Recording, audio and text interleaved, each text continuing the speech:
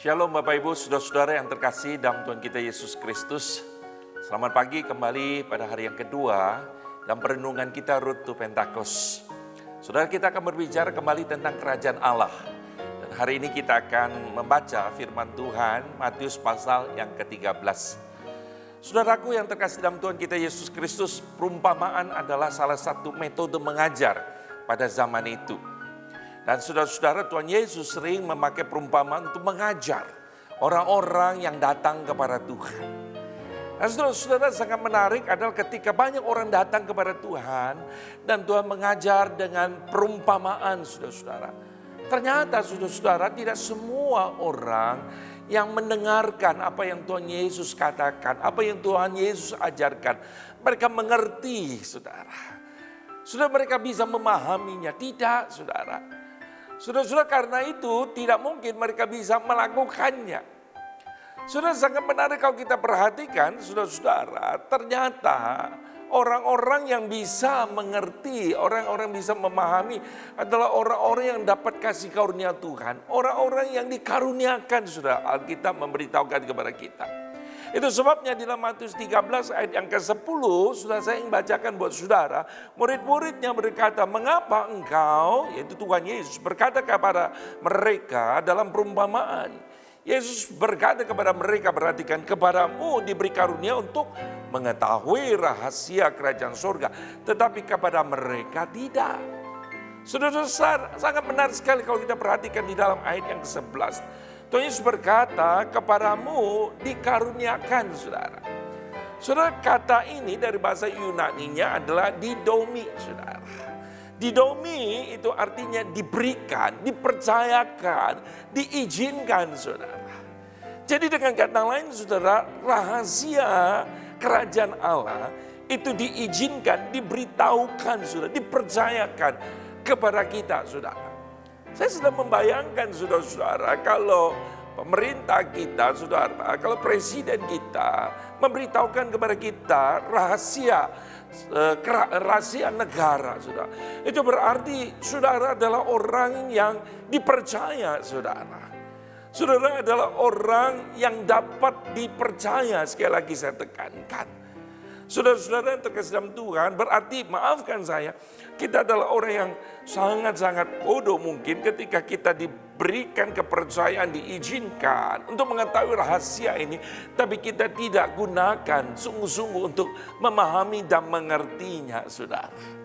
Saudara-saudara, itu yang terjadi di dalam kehidupan kita sebagai anak-anak Tuhan. Tentu sudah saya bicara ini dalam konteks keselamatan, betul 100% kasih karunia Tuhan, itu tidak bisa ditawar.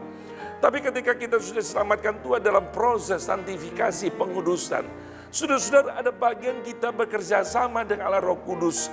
Saudara, ada tanggung jawab kita sebagai orang percaya. Apa yang harus kita lakukan, saudara? Maka Alkitab memberitahukan kepada kita pada hari ini, bahwa seperti seorang penabur yang menabur, saudara-saudara. Dan tentu saudara jatuh ke empat tempat yang berbeda-beda. Ada yang di tepi jalan, ada yang berbatu-batu, ada yang semak duri, dan ada di tanah yang subur, saudara. Saudara, yang perhatikan yang sangat menarik adalah saya ingin berbicara tentang hati kita. Karena di Alkitab berbicara hati ada pusat dari segala sesuatu. Saudara, betul kita mendapatkan keselamatan oleh kasih karunia Tuhan, saudara. Tapi dalam prosesnya, saudara, apakah kita punya hati yang taat, yang tunduk, saudara, yang siap diproses, saudara. Ya, itu yang bisa memproduce buah, saudara. Saudara, saya tidak akan bicara panjang lebar karena waktu. Tapi saudara-saudara, yang sangat menarik adalah kalau kita perhatikan. Dalam firman Tuhan, saudara, dikatakan ada 4 contoh, saudara-saudara, hati.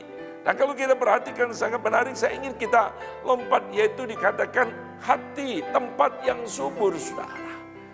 Saudara-saudara, tanah yang subur. Di dalam penjelasan berikutnya kita bisa melihat bagaimana Yesus menjelaskan perumpamaan ini. Dan dalam Injil Lukas 8 memberikan penjelasan kepada kita, saudara. Dikatakan, saudara, kita harus memiliki hati yang mulia dan baik, saudara. Saya senang dengan terjemahan di dalam NIV. A noble and good heart, saudara. Tidak hanya good heart, tapi a noble. Yang mulia, saudara. Hati yang mulia dan hati yang baik. Saudara, tipe hati seperti inilah saudara-saudara yang akan menghasilkan buah yang matang, saudara. Meskipun ada di bawah tekanan dan masalah, saudara. Dan di dalam Lukas 8 ayat 15 berkata, saudara-saudara, bahwa akan mengeluarkan buah di dalam ketekunan, saudara. Saudara, bukan berarti tidak ada masalah kesulitan yang menghimpit. Saudara, saya tahu hari-hari ini adalah sebuah hari yang sulit bagi kita. Tapi saya ingin berdoa, saudara-saudara, kita adalah orang yang mendapatkan karunia Tuhan, didaumi, diizinkan untuk mengerti rahasia Allah. Rahasia kerajaan Allah. Kalau kita sudah diberikan, mari kita gunakan kesempatan ini.